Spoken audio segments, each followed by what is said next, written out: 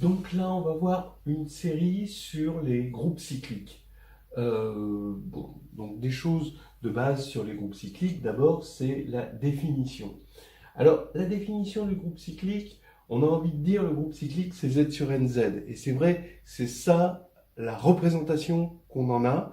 De la même manière qu'un espace vectoriel, la représentation qu'on en a, c'est K puissance n. D'accord? Voilà. Quand je parle d'un espace vectoriel de dimension finie.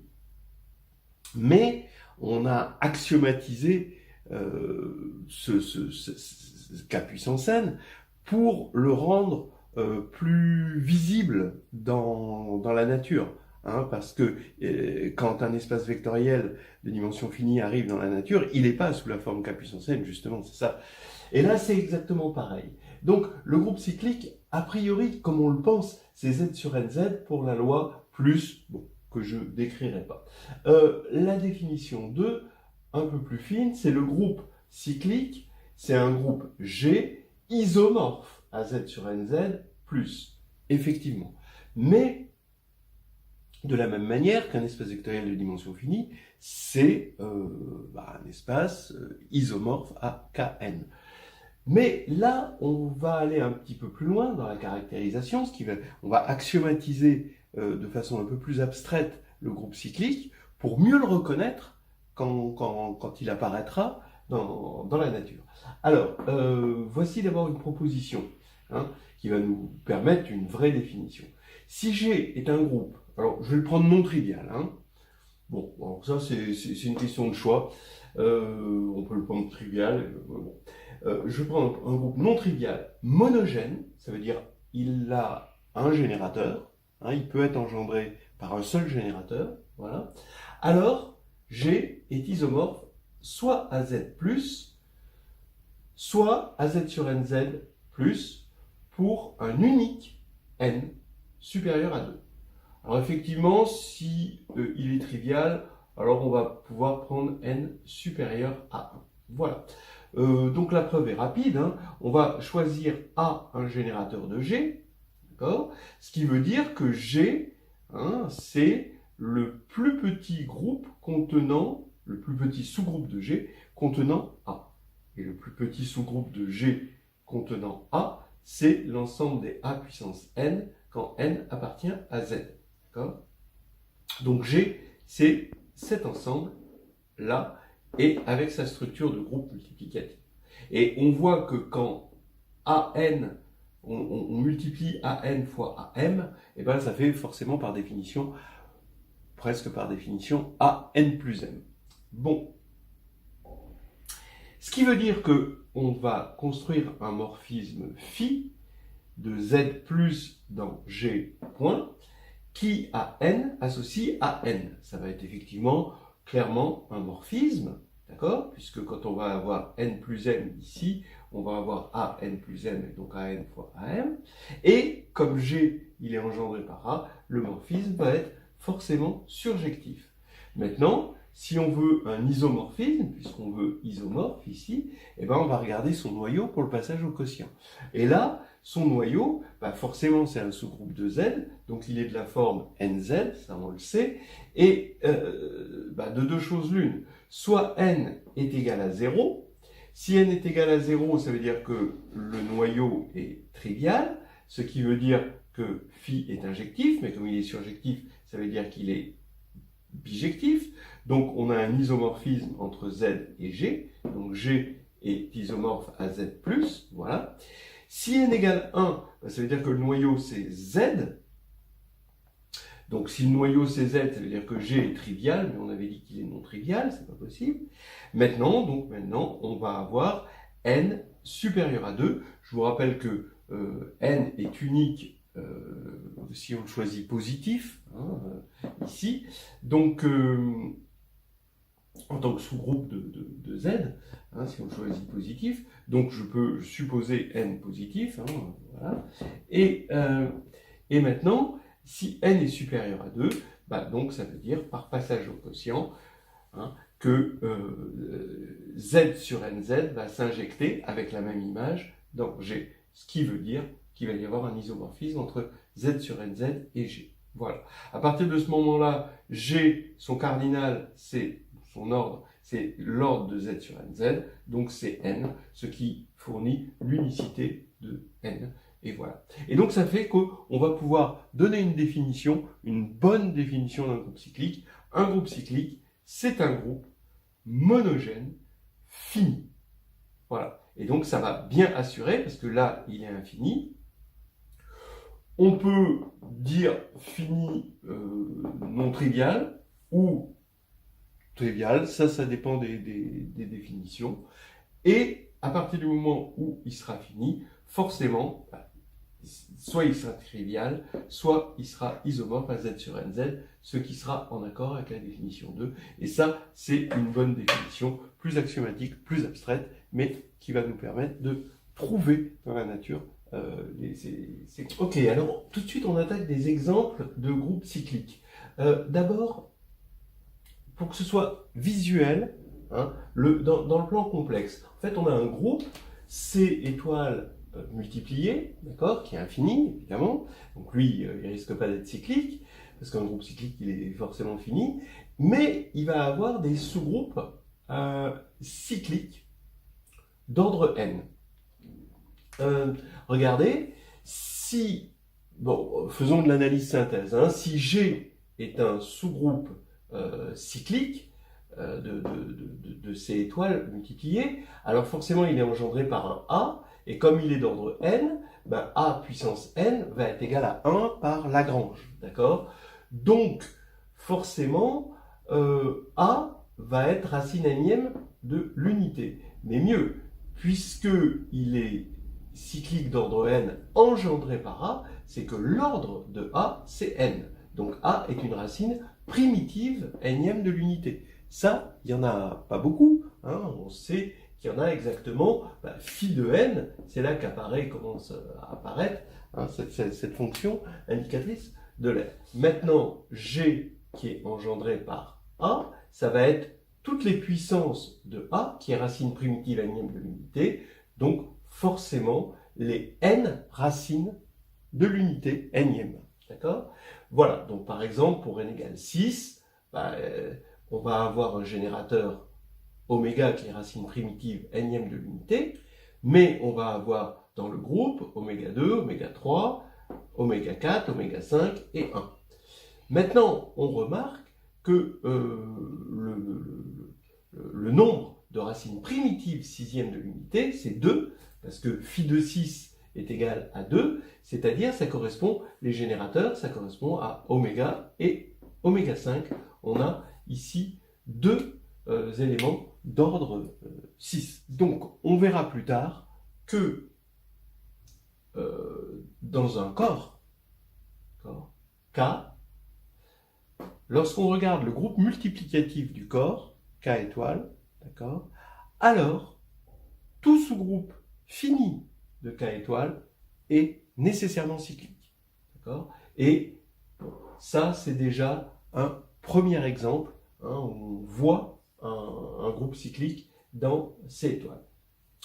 Maintenant qu'on l'a vu dans C étoile, c'est pas difficile de le regarder dans les matrices 2 réelles. Pourquoi? Parce que le corps C, il se réalise comme un sous-anneau de M2 de R, hein, constitué des matrices A, B, moins B, A, on le sait.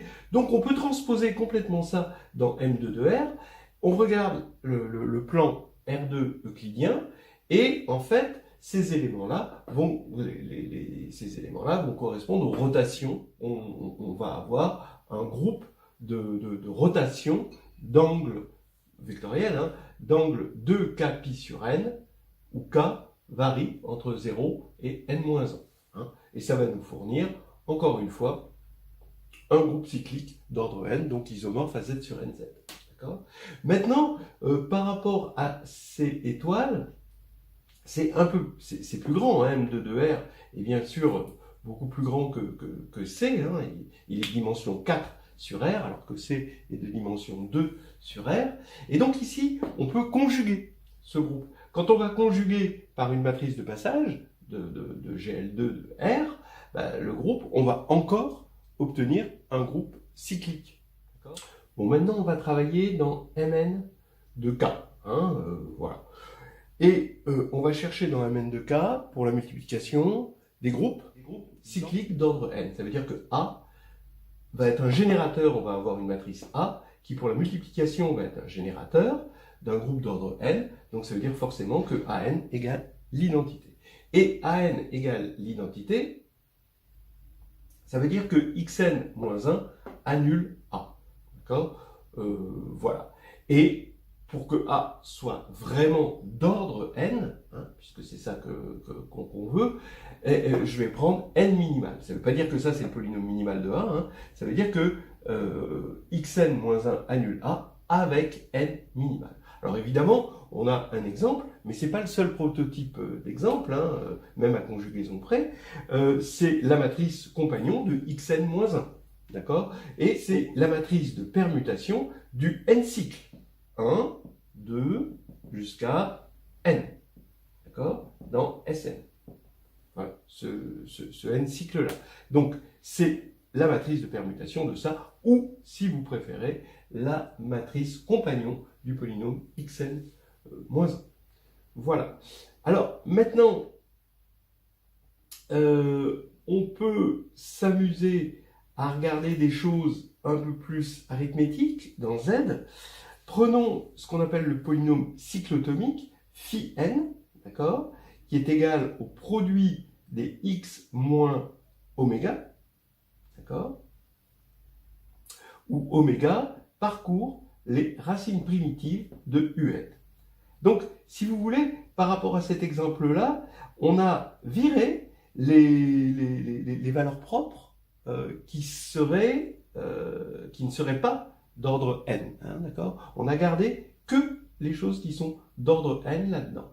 Et ce qui est intéressant, c'est que ce polynôme cyclotomique, vous le savez sûrement, il est unitaire, 2 degrés phi de n, et à coefficient dans z de x. Donc maintenant, je vais prendre la matrice compagnon, pour A, la matrice compagnon, c'est phi n. C'est intéressant.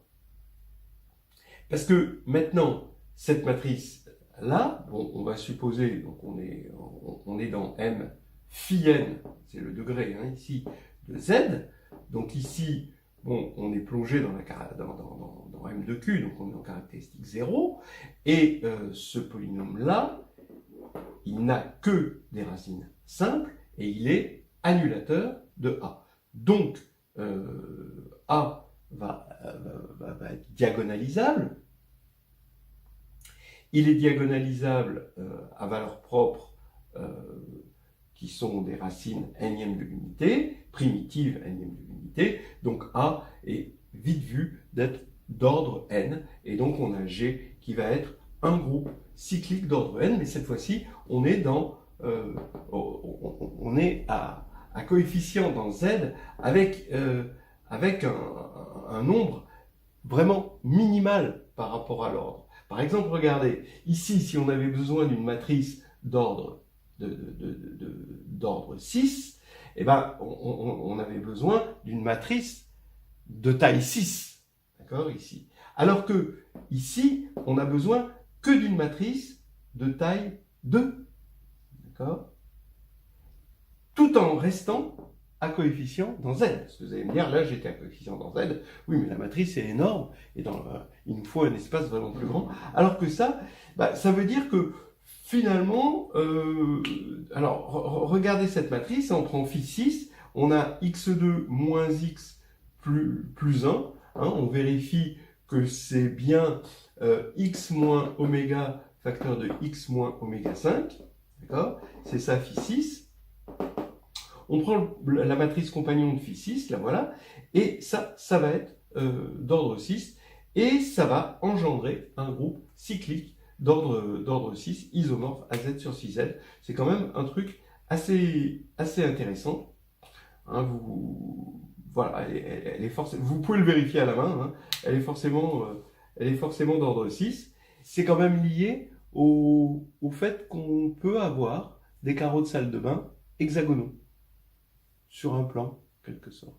D'accord ? On peut construire un pavage d'hexagone sur un plan. Alors qu'on ne pourrait pas construire un pavage de pentagone, parce que phi de 5, ça fait 4, alors que phi de 6, ça fait 2. D'accord. En gros. Bon, ça, c'est des petites choses qui demanderaient de réfléchir un peu plus longtemps. Hein. Mais ça, c'était juste pour vous le signaler. Voilà. Il nous faut aussi un contre-exemple. Tiens, un contre-exemple. Le premier contre-exemple de groupe fini non cyclique, il est en ordre 4. Et c'est le groupe de Klein. C'est Z sur 2Z, croix Z sur 2Z.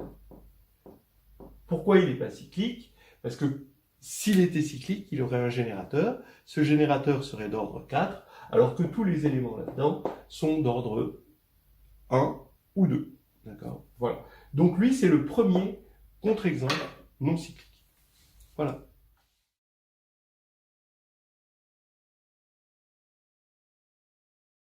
Parmi les exemples, l'exemple fondamental de groupe cyclique, c'est le suivant. Hein. Si vous prenez un groupe quelconque H, abélien ou pas, voilà, fini ou pas, abélien ou pas, et on prend un petit h d'un grand H, on appelle D l'ordre de H, on suppose D fini, alors H et le sous-groupe engendré par H, c'est un groupe cyclique d'ordre D, donc isomorphe à Z sur DZ, à cause du théorème, par le théorème qu'on a vu. Hein. Entre parenthèses, si l'ordre de H c'est infini, alors H c'est Z. Hein. Le sous-groupe engendré par H, il est isomorphe à Z. Mais vous voyez que là, c'est là qu'on voit l'ubiquité des groupes cycliques dans toute la théorie des groupes. Hein. Dès qu'on va avoir un ordre, alors on va avoir un sous-groupe de H qui va être isomorphe à Z sur DZ, c'est-à-dire qui va être un groupe cyclique. Voilà. Bon, donc ça c'est un exemple à bien avoir en tête. Maintenant, l'étude de Z sur NZ. On regarde maintenant l'étude de Z sur NZ. C'est-à-dire qu'en fait, je regarde le groupe cyclique, mais je vais utiliser le fait qu'il a une représentation, en quelque sorte, comme groupe sympathique, Z sur NZ. Pourquoi Z sur NZ? Je vais plutôt travailler Z sur NZ que sur d'autres représentations, ou plutôt que sur le groupe abstrait, parce que Z sur NZ, je peux relever dans Z. Et c'est ça qu'on va faire, et c'est un bon outil de travail de relever les éléments dans Z. C'est ce qu'on va voir, parce que Z, il a des propriétés arithmétiques qu'on aime bien. Voilà. Et le premier théorème, donc on va étudier, la première chose qu'on étudie, c'est bon, dans un groupe, bon, assez simple comme ça, on peut se dire, tiens, je vais regarder quels sont ces sous-groupes. Eh bien, c'est vraiment très simple. Soit H, un sous-groupe de Z sur NZ, donc pour la structure additive, hein, de toute façon, il n'y a pas de choix, et H d'ordre D, alors D divise N, et si on pose N égale A fois D, A est unique, hein, évidemment, alors H, c'est le sous-groupe engendré par la classe de A. Alors ça, c'est vraiment très fort. Hein. On en discutera après, mais on va tout de suite voir la preuve. Le fait que D divise N, c'est que l'ordre d'un sous-groupe divise l'ordre du groupe. Ça, c'est le théorème de Lagrange. Donc ça, il n'y a pas de problème. Maintenant, on va faire une analyse synthèse. Je prends A, cet élément-là, d'accord? Et donc je sais que D divise N. Je peux prendre A égale N sur D. A est un entier. Et donc, quand je vais additionner A des fois, je vais avoir N, c'est-à-dire 1 fois N. D'accord? Et j'affirme que ça signifie que A bar est bien d'ordre D dans Z sur NZ. Pourquoi? Si je cherche l'ordre de A bar, je cherche les éléments minimaux, l'élément minimal, tel que M A bar égale 0. C'est-à-dire tel que N, 0, je devrais mettre une barre ici, hein, tel que N divise MA, d'accord, quand on relève dans Z. Mais N divise MA, le M minimum, c'est quand MA est égal à N, c'est-à-dire quand M égale D. Donc, A bar est bien d'ordre D. Et donc, le groupe ici, ce groupe engendré par A bar, puisque A bar est d'ordre D, c'est bien un sous-groupe de Z sur NZ qui est d'ordre D. D'accord ? Voilà. Donc pour l'instant, ça va. Donc ça, c'est déjà une première chose. Ce sous-groupe-là, pour ce A-là, est un sous-groupe d'ordre D. Maintenant, réciproquement, c'est surtout la réciproque qui est importante.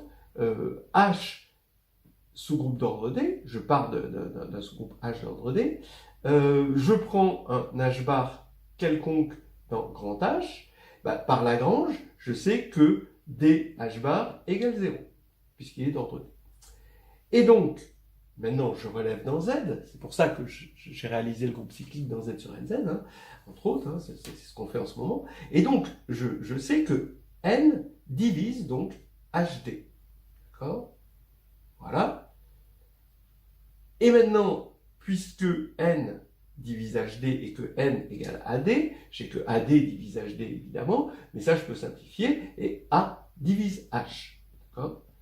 Ce qui veut dire que H, il peut s'écrire sous la forme KA pour un K entier. Ça, c'est de la divisibilité. Hein. On est en train d'utiliser à fond l'arithmétique de Z. Pas de l'arithmétique difficile, hein, mais de l'arithmétique quand même.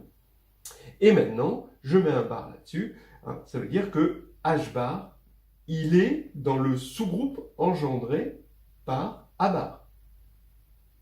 Il est égal à A bar, plus A bar, plus A bar, plus A bar, K fois. Ok ? Voilà.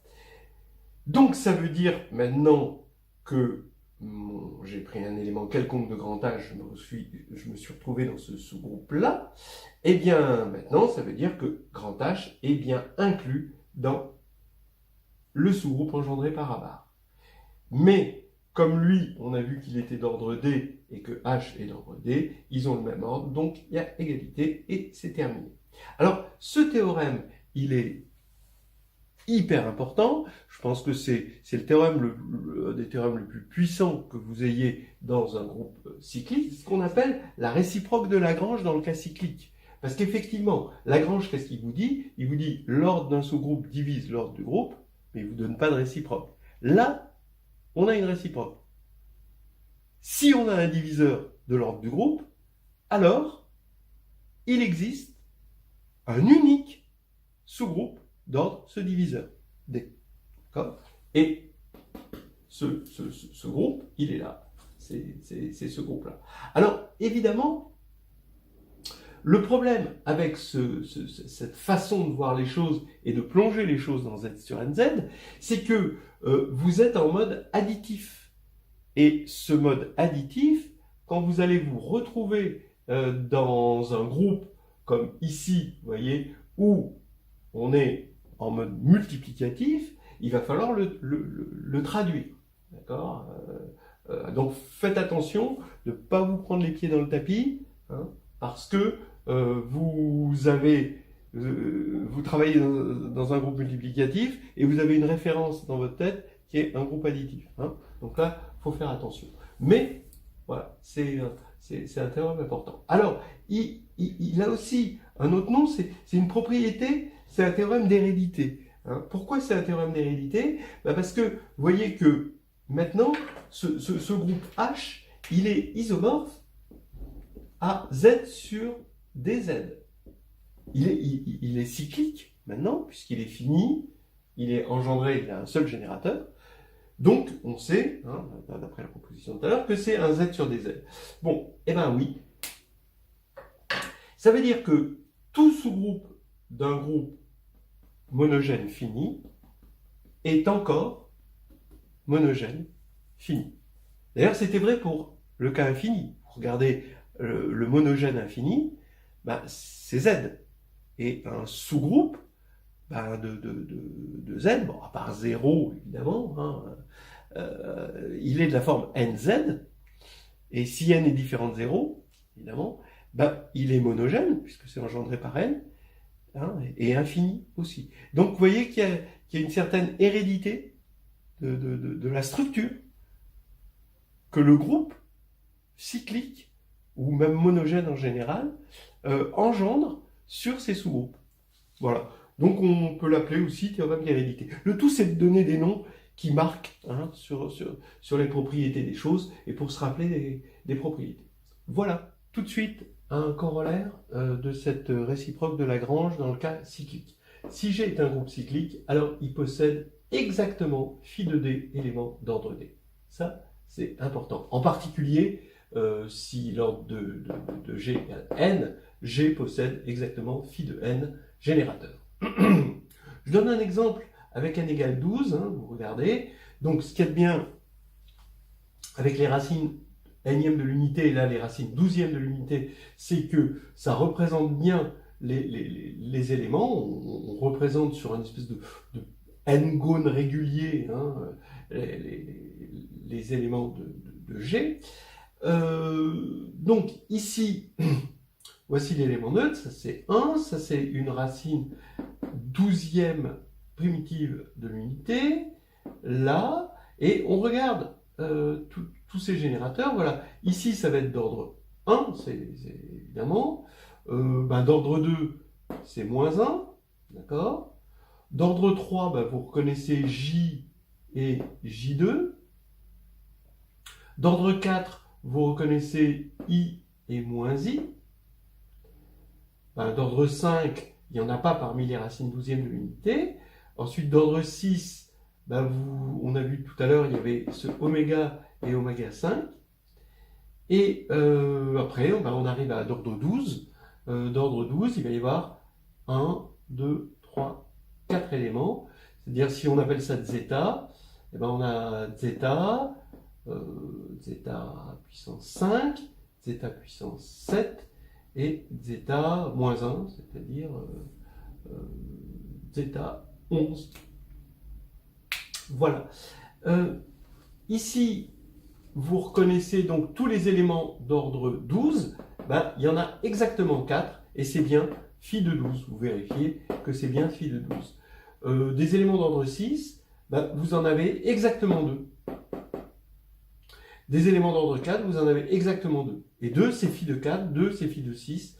Des éléments d'ordre 3, vous en avez exactement phi de 3, ces deux-là. Des éléments d'ordre 2, phi de 2, ça fait 1. Et des éléments d'ordre 1, phi de 1, ça fait 1. Donc le compte est bon. D'accord ? Et on va voir que ce compte bon, ça va nous donner encore une petite formule supplémentaire sympathique. Mais maintenant, on en est à prouver le corollaire. Alors, un lemme qui est bien pratique, qui est bien à connaître, en fait, ce lemme est intéressant, c'est que si m bar est dans z sur nz, alors c'est facile de calculer l'ordre de m bar. C'est, donc je prends un représentant petit m, ici, et c'est n divisé par le PGCD de m et de n. C'est bien un élément de z, puisqu'on a divisé par un diviseur de z, de n. Preuve du lemme, d'abord, lui, il annule m bar, oui, puisque n sur mn, multiplié par m, regardez, je fais juste glisser le PGCD de m et n sous n, puisque ça c'est dans z, d'accord, et je vois qu'on a un multiple de n, donc modulo n, ça fait 0. Donc ça veut dire que lui, il annule m bar dans z sur nz. Maintenant, réciproquement, il faut montrer que lui, c'est le plus petit. Donc, si je prends d multiplié par m, et je suppose qu'il est multiple de n, d'accord, tout ça c'est des entiers, alors maintenant, je simplifie par le PGCD de m et de n, donc là j'ai m' et n', d'accord, m' c'est m sur le PGCD, n' c'est n sur le PGCD, d'accord, ce qui fait que m' et n' maintenant ils sont premiers entre eux. Et n', vu qu'il divise le membre de droite, il divise le membre de gauche, il divise le membre de gauche, mais il est premier avec n', donc par le lemme de Gauss, n' divise d. D'accord ? Ce qui veut dire que n', c'est bien le minimal, n', c'est le n sur PGCD de mn, ce qu'on avait annoncé ici. Voilà. Donc, on a montré ce petit lemme qui est pratique, hein, je vous conseille de le noter. Et voici une preuve maintenant du corollaire. D'abord, on va montrer que G possède phi de n générateurs. Ici, que le nombre de générateurs, ici, pour 12, ça va bien être. Pourquoi? Ben, M bar, à quelles conditions il est générateur? Il engendre Z sur NZ si le groupe qu'il engendre est d'ordre n. D'accord? Donc si son ordre, à lui, qui est aussi l'ordre du groupe qu'il engendre, est égal à n. D'accord? Mais comme son ordre, c'est n sur mn, PGCD de mn, ben, le fait que son ordre soit n, ça implique que le PGCD de mn est égal à 1. Donc m est bien premier à n. Maintenant, comme on prend des représentants uniques entre 0 et n-1, ça veut bien dire que m, il faut le choisir entre 0 et n-1, premier avec n, ce qui veut dire qu'il y en a bien phi de n par définition de phi de n. Donc on a bien phi de n générateur. Maintenant qu'on l'a montré pour n, eh ben, on va pouvoir le montrer pour D, les éléments d'ordre D. Alors, prenons un élément d'ordre D, quelconque, dans Z sur NZ. Forcément, il engendre un sous-groupe d'ordre D de Z sur NZ. On va l'appeler H. Mais H, il est unique, d'accord? Donc il n'y en a qu'un seul. Et il est isomorphe à Z sur DZ. Donc cet élément, il est forcément dans un unique sous-groupe, d'accord? Et il est générateur de ce sous-groupe. Donc, il y a autant d'éléments d'ordre D qu'il y a d'éléments qui engendrent Z sur DZ. Hein, remarquez bien où on a utilisé l'unicité. Alors, maintenant, ça veut dire que, d'après 1, bah, il y a phi de D éléments d'ordre D. Voilà. Donc ça, c'est des choses qui sont importantes, et on va même voir que ça caractérise le groupe. On va continuer sur cette réciproque de Lagrange avec unicité pour les groupes cycliques. Voilà déjà un petit truc qui l'illustre, hein, d'accord? Vous regardez donc le groupe Z sur 12Z, qui est représenté par les racines 12e de l'unité dans le plan complexe, ou on peut aussi le voir sous forme du 12 gone régulier. Maintenant, voilà tous les sous-groupes. Donc, regardez, 12 a pour diviseur 1, 2, 3, 4, 6 et 12. Et il y a exactement un sous-groupe de cet ordre pour chaque diviseur. Donc 1, bon, ça va rester sur 1. 2, vous allez avoir le groupe Z sur 2Z. Oui, parce qu'en plus, le groupe est cyclique. Hein. Z sur 2Z, voilà, qui est représenté en noir. Puis 3, est-ce qu'il y a des sous-groupes d'ordre 3? Ben oui, ici Z sur 3Z, d'accord. Ensuite, sous-groupe d'ordre 4, Z sur 4Z, en bleu. Sous-groupe d'ordre 6, Z sur 6Z, en vert. Et sous-groupe d'ordre 12, ben là, en transparent, hein, le groupe total. Bien, maintenant, les éléments d'ordre D, et bien forcément, ce sont les générateurs. Attention, les éléments d'ordre 6, ce n'est pas tous les éléments qui sont dans le sous-groupe d'ordre 6. Ce sont les générateurs de ce sous-groupe, c'est-à-dire ces deux-là. Hein. Et ici, pour l'ordre 4, vous avez ces deux-là. D'accord? Celui-ci n'est pas générateur, lui, il engendre la copie de Z sur 2Z dans Z sur 12Z. Voilà. D'accord? Donc, maintenant, on va regarder les 12 éléments en face et on va les regarder selon leur ordre. Eh bien, des éléments d'ordre 1, il n'y en a qu'un. c'est-à-dire phi de 1. Des éléments d'ordre 2, bah, il y en a 2, c'est-à-dire phi de 2, le seul générateur du z sur 2z. Des éléments d'ordre 3, bah, il va y en avoir 2, c'est-à-dire phi de 3, ces deux-là, d'accord? Les générateurs de z sur 3z. D'ordre 4, bah, il va y en avoir 2. D'ordre 6, bah, ces deux-là. Et d'ordre 12, 1, 2, 3, 4 ici. Et donc, en fait, vous comprenez que l'application de cette réciproque de Lagrange dans le cas cyclique avec unicité, c'est que n, ici, est en général égal à la somme des phi de d pour d divisé en n, hein, où phi, justement, c'est cette fonction de l'air qui donne le nombre d'éléments premiers avec n, d'accord, parce qu'on a vu que ce sont les éléments premiers qui engendrent, et compris évidemment entre 0 et n-1 ou entre 1 et n si vous préférez, c'est pareil. Maintenant, comme application de cette formule, on va retrouver une nouvelle caractérisation des groupes cycliques. On a vu qu'une caractérisation des groupes cycliques, ça dépend en fait comment on les définit, mais c'était des groupes qui sont isomorphes à z sur nz, ou alors ce sont des groupes monogènes finis. Mais là, on va avoir une autre caractérisation. Si G est un groupe d'ordre n, tel que pour tout diviseur d de n, le nombre d'éléments d'ordre d est inférieur à phi de d, alors, eh ben, on a égalité. L'inégalité pour tout d divisé en n implique l'égalité, et le groupe est alors cyclique d'ordre n. Voilà. Alors, bon, la preuve est vraiment pas difficile. Il faut juste comprendre que pour montrer qu'on a un groupe cyclique, donc, bon, la réciproque, elle est claire d'après la réciproque de Lagrange, mais pour montrer qu'on a un groupe cyclique, bah, comment on montre qu'on a un groupe cyclique? Il suffit d'avoir un générateur, donc un élément d'ordre n. Bon, alors, donc, il suffit de trouver un élément d'ordre n. Maintenant, est-ce qu'il existe un élément d'ordre n? Le nombre d'éléments d'ordre n, pour l'instant, on sait qu'il est inférieur à phi de n, mais c'est tout ce qu'on sait.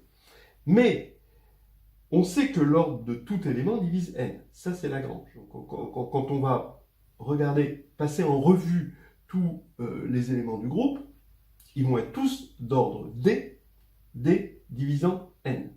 Donc, on a notre groupe G, qui est égal à la réunion disjointe des GD, donc ça c'est les éléments d'ordre D, d'accord?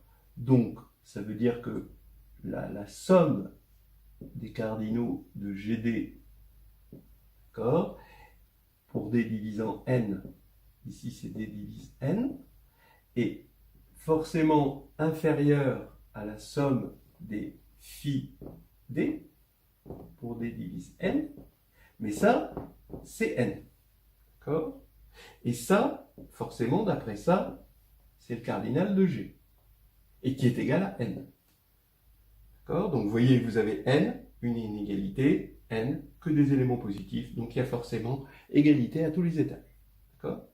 Et comme il y a égalité à tous les étages, eh ben, en particulier à l'étage n, donc il y a phi de n éléments d'ordre n, donc au moins un élément d'ordre n, et c'est fini. Ça veut dire que notre groupe est cyclique.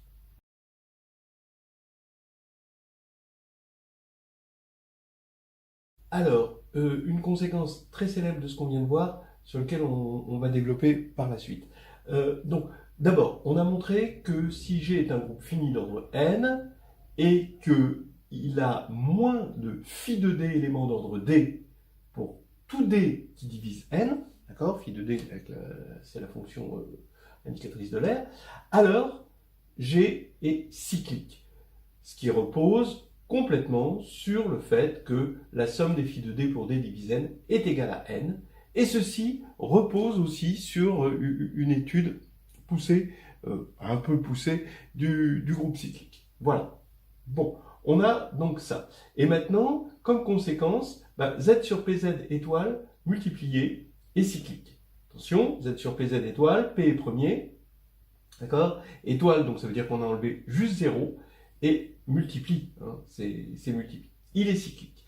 Alors, ce qu'on va montrer, on va montrer quelque chose de plus général, c'est que tout sous-groupe fini de k étoiles multipliées, donc k c'est un corps, d'accord, est cyclique.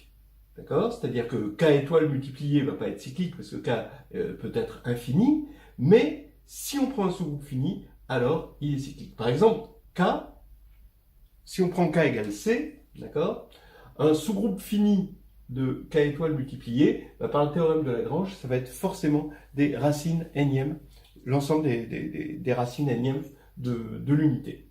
Voilà. Et donc c'est un petit peu plus général, et en fait, ça, c'en est un corollaire immédiat, puisque lui, il est lui-même fini, donc on applique à lui-même, quoi, hein, comme sous-groupe fini de lui-même. Bien, alors donc prouvons ça, d'accord? Donc on part d'un corps K, et G, un sous-groupe fini de K étoiles, d'accord? Et bien, étant donné qu'on est plongé dans un corps, étant donné que les éléments de G sont dans un corps, on sait qu'un polynôme de degré D a au plus des racines. C'est-à-dire que l'ensemble des x donc dans G, bon, on restreint à G, tel que x puissance D égale 1, le cardinal de cet ensemble est inférieur à D, puisque c'est le degré du polynôme xd moins 1. On va supposer maintenant que D divise n, n étant le cardinal de G, l'ordre de G, et on va poser alpha indice D, l'ensemble des éléments x de G où x est d'ordre D. Alors attention, ça veut dire que xd est égal à 1, d'accord, mais que D est le minimal pour la divisibilité, vérifiant cette proposition-là, d'accord, cette égalité. Donc, qu'est-ce qui se passe? On a de deux choses l'une, soit alpha d égale 0, soit alpha d strictement supérieur à 0. Bon, regardons, bon, là, finalement, il n'y a pas de problème. Alpha d strictement supérieur à 0, si on est dans ce cas-là, alors ça veut dire qu'il existe au moins un élément petit a d'ordre d. C'est-à-dire que A, il engendre un sous-groupe de G d'ordre d, isomorphe, évidemment, puisqu'il est cyclique à Z sur dz. Et comme on sait que dans Z sur dz, on a phi de d éléments d'ordre d, ça correspond aux cas qui sont premiers, aux classes de K qui sont premiers de K premier avec D, ça veut dire que on a maintenant, à partir du moment où on a un élément d'ordre D, eh ben, il en vient directement phi de D. Donc ça veut dire que alpha D est supérieur ou égal à phi de D. Bon, alors maintenant, supposons que alpha D soit strictement supérieur à phi de D, ça c'est par l'absurde, alors ça voudrait dire que il ne serait pas dans ce groupe-là, d'accord? Puisque là, on en a dénombré exactement phi de D. Donc ça veut dire que B, il n'appartient pas au sous-groupe engendré par petit a. Et pourtant, B puissance D est égal à 1, puisque B est d'ordre D, d'accord? Oui, mais c'est pas possible, parce que là, on a déjà dénombré D éléments qui vérifient x puissance D égale 1, et là, il vient s'en rajouter un de plus. Donc, ceci ne serait plus vrai, donc c'est absurde. Donc, conclusion, alpha D, dans ce cas-là, est égal à phi de D, mais si on fait un bilan des deux cas, on a globalement alpha D égale soit 0, soit égal phi de D, donc globalement, alpha D est inférieur ou égal à phi de D, pour tout D divisant n, et d'après la proposition ici, G est cyclique. Voilà. Donc on aurait pu remplacer K, d'accord, par un anneau intègre. On prend un anneau intègre, on regarde ces éléments, alors cette fois-ci ce sont ces éléments inversibles, d'accord, de sorte à ce que A étoile, l'ensemble des éléments inversibles de A forme un groupe pour la multiplication. Et on sait, alors quand je dis un anneau, je dis bien sûr un anneau unitaire, d'accord, et A va vérifier ceci. C'est-à-dire que, en fait, quand on regarde la preuve, tout repose sur le fait que le nombre de racines d'un polynôme de degré D est au plus égal à D, et ça, c'est vrai dans un anneau intègre unitaire. Voilà. Bon, je dis plus unitaire, parce qu'un anneau, il va être compté comme unitaire. Alors, par contre, peut-être que je dois rajouter commutatif, hein. On est dans des anneaux commutatifs. Tout ça, ça marche quand ça commute. Effectivement, quand vous regardez le corps des quaternions, X, qui est pourtant un corps, donc il n'y a pas plus intègre, mais qui est non commutatif, l'équation x2 égale moins 1, qui est de degré 2, a une infinité de solutions. En fait, tous les éléments d'une sphère, une vraie sphère, hein, une sphère, la sphère S2, hein, celle qui est de dimension 2, sont solutions de x2 égale moins 1. Voilà, donc ça c'était juste pour le signer. Donc c'est un fait établi, Z sur PZ étoile est cyclique pour P premier. Hein, attention, P premier. Pour P quelconque, c'est absolument faux.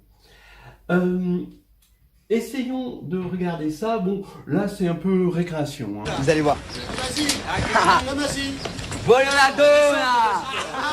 Bolonado là. On passe en mode récréation. Regardez, hein.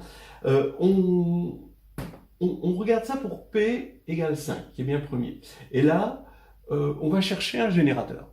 En fait, la stratégie là maintenant, c'est de chercher un générateur. Et en fait, c'est tellement dur de chercher un générateur qu'on s'en remet au hasard. On va prendre un élément quelconque qui nous passe par la tête et on regarde s'il est générateur. Et celui qui nous passe par la tête, évidemment, comme c'est pas 1, parce que 1 c'est l'élément neutre, et ben ça va être 2. Donc on regarde si 2 est générateur. Et la classe de 2, évidemment. Donc 2 modulo 5, regardons, le groupe engendré par 2, on prend l'élément neutre 1, puis 2 au carré, ça fait 4. Bon, voilà, quoi, on n'est pas encore rendu.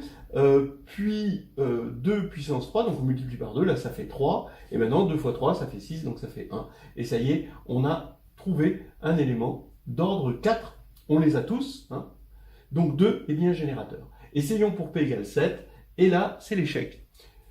On a pris 2, 1, 2, 4, et maintenant, quand on va faire 4 fois 2, ça fait 8, donc ça fait 1, et on n'a que 3 éléments, alors qu'on s'attendait à 6, c'est-à-dire l'ordre de Z sur 7Z étoile.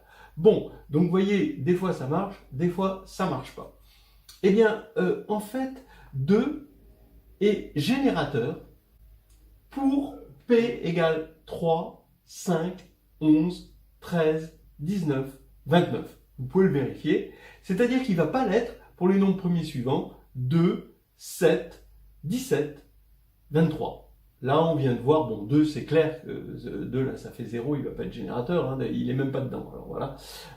Mais ici, on a loupé le 7, on louperait le 17, on louperait le 23. Et la conjecture d'Artin, donc c'est ce qu'on appelle, alors vous pouvez regarder sur le Wikipédia, c'est Jérôme qui me l'a soufflé dans l'oreillette, Jérôme Germoni.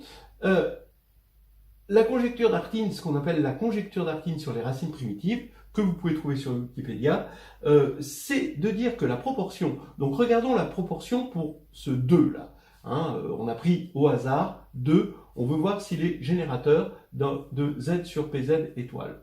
Et la réponse, ici, c'est que la proportion, si on va jusqu'à 29, d'accord, la proportion c'est combien? On a gagné 1, 2, 3, 4, 5, 6 fois, et on a perdu 4 fois, donc on a gagné 6 fois sur 10. Donc on a une proportion ici de 0,6. Vers quoi ça va tendre quand ici n ici, tend vers l'infini.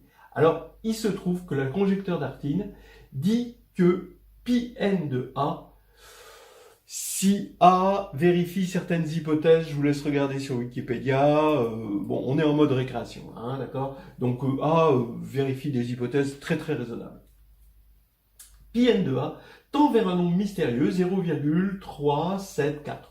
Bon, là on est assez loin, mais on se rend compte que si on va jusqu'à 500, là on commence à s'en rapprocher sérieusement. Qu'est-ce que c'est que ce nombre? En fait, ce nombre, c'est l'approximation de ce qu'on appelle la constante d'Artin, A, grand A. C'est le produit pour les P premiers de 1 moins 1 sur P, facteur de P moins 1. Et voilà un peu ces décimales si on veut en savoir plus sur la constante d'Artin. Voilà, donc c'est assez drôle. On peut remarquer que si 2 n'est pas générateur, alors 3 l'est souvent, hein, avec la conjecture d'Artin, que le fait que 2 et 3 sont 2 ou 3 est générateur est quand même assez probable. Donc si vous avez besoin d'un générateur, prenez 2 ou 3, généralement ça marche bien. Évidemment, vous allez tomber sur des exceptions. Maintenant, passons à autre chose, encore plus récréatif et lié à la conjecture d'Artin. La définition d'un nombre premier long. Un nombre premier long, c'est un nombre tel que 1 sur P à une période P-1 dans son écriture décimale. D'accord ? Donc par exemple, P égale 7 est un nombre premier long. Effectivement, quand on va faire un septième, on a 0,142,857 dans son écriture décimale, et ensuite c'est la période 1, 4, 2, 8, 5, 7, etc. C'est ce qu'on exprime, cette période, en soulignant la partie. Donc 7 en fait est long, parce qu'ici on voit qu'on a une période de 6, d'accord, dans le développement de 1 septième, et 6 c'est bien 7 moins 1. Donc 7 est long. Donc on va se poser la question, quelle est la proportion des nombres premiers longs par rapport aux nombres premiers tout court, comme on a cherché ici? Il se trouve que cette proportion, elle est égale à la constante d'Artin, grand A. Voilà. Pourquoi? Quel est le lien entre les nombres premiers longs et les générateurs? Donc ça voudrait dire, si vous voulez, à condition que 10 vérifie les hypothèses que j'ai cachées sous le tapis, et il le vérifie, eh bien, ça voudrait dire que 10, dire que P est un premier long, revient à dire que 10 est générateur de Z sur PZ étoile, multiplie. Bon, alors, remarquez déjà que Z sur PZ étoile est d'ordre P-1. Donc déjà, il y a un rapport avec ce P-1, mais on n'a pas encore gagné. C'est pas difficile. Regardez, dire que K est période pour l'écriture décimale de 1 sur P. Alors attention, ce que j'appelle période, ça veut dire qu'on a une période, mais pas forcément la plus petite période. D'accord? C'est pas la période minimale. Donc, je reprends, dire que K est période revient à dire que 10 puissance K sur P moins 1 sur P est un entier. Effectivement, puisqu'il va être période, quand on va multiplier par 10 puissance K, d'accord? Donc pas forcément la plus petite période, hein, ça peut être le double, le triple, etc. Alors quand on va soustraire avec 1 sur P, eh ben, toutes les décimales vont disparaître, et c'est ainsi et seulement si, d'accord? Voilà. Si toutes les décimales disparaissent, c'est que y avait cette période, puisqu'elles ont disparu. Donc, K est période, si et seulement si on a ça.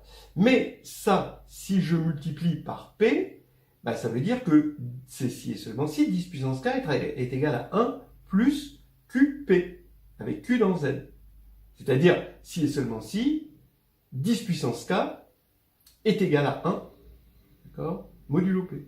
Donc maintenant, ce que je vais appeler la période, ce qu'on appelle la période, c'est-à-dire la période minimale de 1 sur P dans son écriture décimale, on veut que ce soit P-1, ce qui revient à dire que K est le P-1 est le minimal tel que 10 puissance K est égal à 1 modulo P. Ce qui veut dire, étant donné que Z sur PZ étoile est d'ordre P-1, ce qui veut dire que 10 engendre Z sur PZ étoile. Voilà. Et donc, c'est gagné. On a rebouclé les choses avec la conjecture d'Artin, puisqu'on veut que 10 soit générateur. On veut finalement la proportion de P telle que la classe de 10 modulo P engendre Z sur PZ étoile. Et ça tend vers le grand A. C'est la conjecture d'Artin. Puis bon, on vérifie, on fait des calculs, on se rend compte que ça marche. Bon, il faut en calculer un certain nombre pour que ça fonctionne évidemment. Voilà. Donc c'était fin de récréation.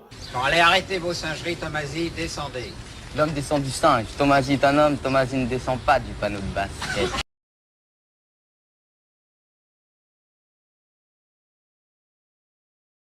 Un groupe, s'il n'agit pas, il sert à rien. D'accord? Vous le mettez dans la déchetterie, c'est recyclable, surtout le groupe cyclique. Et ici, notre groupe cyclique, on va essayer de faire en sorte qu'il serve à quelque chose, et donc il va agir. Et on va voir quelles sont les actions. On peut voir toutes les actions d'un groupe cyclique, ça c'est pas difficile. Et on va voir qu'un groupe cyclique, comme action, c'est un espèce de robot tournant, quoi, qui sert à faire d'accord, qui sert à visser des écrous en quelque sorte, hein, c'est un peu ça. Mais il peut en faire plusieurs à la fois. C'est ça qu'on va voir. Donc, prenons G égale le groupe cyclique d'ordre n, engendré avec un générateur petit a, et on veut décrire, le but c'est de décrire ces actions sur un ensemble déjà fini, hein, de taille m. D'accord ?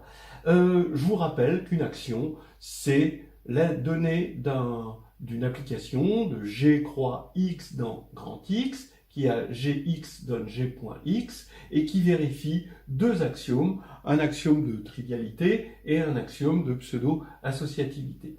Mais là, ce dont on va se servir, c'est qu'une action, c'est en fait un morphisme de G dans le groupe de permutation de X, qui a G donne phi indice G, et ce qui fait le lien entre les deux définitions équivalentes de l'action, c'est que phi G de X, c'est rien d'autre que G.x ici. Et en fait, les axiomes A1 et A2 n'étaient que des axiomes pour assurer que phi ici, défini ainsi, est un morphisme. Voilà. Oui, l'axiome 1 correspond à phi de E, c'est l'identité là, et l'axiome 2 qui va correspondre à phi de AB est égal à phi de A, phi de B. Et maintenant, regardez, finalement, on cherche des actions, toutes les actions du groupe cyclique sur un ensemble grand X, ça revient à regarder tous les morphismes de G dans le groupe, pour la loi ronde, hein, S de X, le groupe des permutations. Et S de X, bah, il est isomorphe à SM, S indice M, d'accord, le groupe des permutations de 1 à M, il suffit de numéroter les éléments de X de 1 à M, et G, bah, il est isomorphe, lui, à Z sur NZ, ça on le sait puisqu'il est cyclique d'ordre N. Donc maintenant, il suffit de connaître tous les morphismes de Z sur NZ dans SM. Maintenant, c'est pas évident tout de suite, mais ce qui est évident, c'est de trouver tous les morphismes de Z dans SM. Il suffit de se donner l'image de 1, puisque 1 est générateur de Z. Bah, à partir du moment où on a 1, bah, phi, donc je cherche les morphismes phi tilde, hein. Donc phi tilde de 1, bah, je me donne sigma quelconque, la donnée d'un sigma complètement arbitraire dans SM, donc c'est une permutation arbitraire, et je vais définir l'application qui a K donne sigma puissance K, et ça va me donner un morphisme de Z+, dans SM rond. Maintenant, il faut qu'elle passe au quotient, d'accord? Donc bon, je vous passe un petit peu l'analyse synthèse qui est derrière ça. Mais on veut maintenant le passage au quotient, parce que ce qu'on veut, c'est pas phi tilde, c'est phi qui est passage au quotient finalement de phi tilde. Donc Z sur NZ, pour que ça passe au quotient, il faut que NZ soit dans le noyau. Donc il suffit que N soit dans le noyau, et que N soit dans le noyau revient à dire que sigma N est égal à l'identité. D'accord? Comme ça, on a tout NZ là-dedans, et on a un morphisme ici de Z sur NZ dans SM. Réciproquement, quand on a un morphisme de Z sur NZ sur SM, rien ne nous empêche de le prolonger par Z, d'accord, à gauche, et on va avoir un morphisme de Z phi tilde de Z dans SM en le prolongeant par la surjection canonique de Z sur NZ. Bien, donc finalement, ce qu'on a montré ici, et j'espère que vous êtes convaincus, c'est que l'action de G sur X est uniquement, donc une action de G sur X, est uniquement déterminée par la donnée d'un sigma de S de X, d'accord, mais pas arbitraire, pas tout à fait arbitraire, tel que sigma n est égal à l'identité de X. Bon, je devrais l'écrire un petit peu mieux. Déjà, ici, c'est une action, et puis déterminer E, et puis ici, c'est l'identité de X. Bon. Et comment on le détermine? On prend notre générateur A, qui a été choisi, et on va poser sigma égale phi de A, ce qui va faire que phi des AK, ça va être sigma puissance K pour tout K. Et là, ça va être bien déterminé. Si on veut l'action sous cette forme, il suffit d'identifier ça et ça, et là, c'est terminé. Donc maintenant, regardons les choses de façon plus pratique. Comment ça agit vraiment sur X, d'accord? Parce que là, on était un petit peu dans les limbes des actions de groupe, et là, on va regarder ça vraiment sur X. Et bien, sigma, lui, il se décompose en cycles à support disjoint, C1, C2 jusqu'à CK, où les CI sont des cycles de taille TI, d'accord? Je vais compter dans ces cycles les cycles singletons, d'accord? C'est ce qu'on ne le fait pas généralement, mais là je vais le faire parce que ça va être utile pour partitionner X. Et l'ordre de sigma, c'est égal, on le sait, au PPCM des tailles des cycles, c'est-à-dire le PPCM pris sur tous les I des TI. Et ce qu'on veut, c'est que sigma n soit égal à l'identité, c'est-à-dire que l'ordre de sigma divise n. Donc on veut que le PPCM des TI divise n, c'est-à-dire on veut que tous les TI, d'accord, donc tous les TI divisent n, quel que soit i, c'est équivalent, d'accord. Voilà. Donc ça veut dire quoi? Maintenant que ce sont des cycles à support disjoint, ça veut dire que x, ici, voilà par exemple C1, d'accord? Ça, c'est les éléments de x qui correspondent à C1 et qui sont ordonnés de façon cyclique, dans le sens de C1.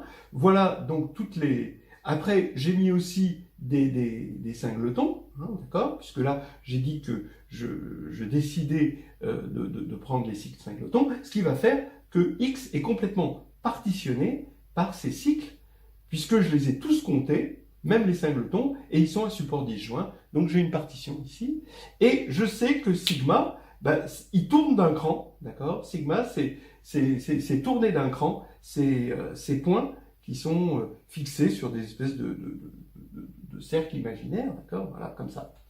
Et je sais que à chaque fois que je prends donc ce qu'on appelle une orbite, et là, orbite, le mot est bien trouvé, parce que c'est l'idée d'un truc qui tourne comme ça, d'accord?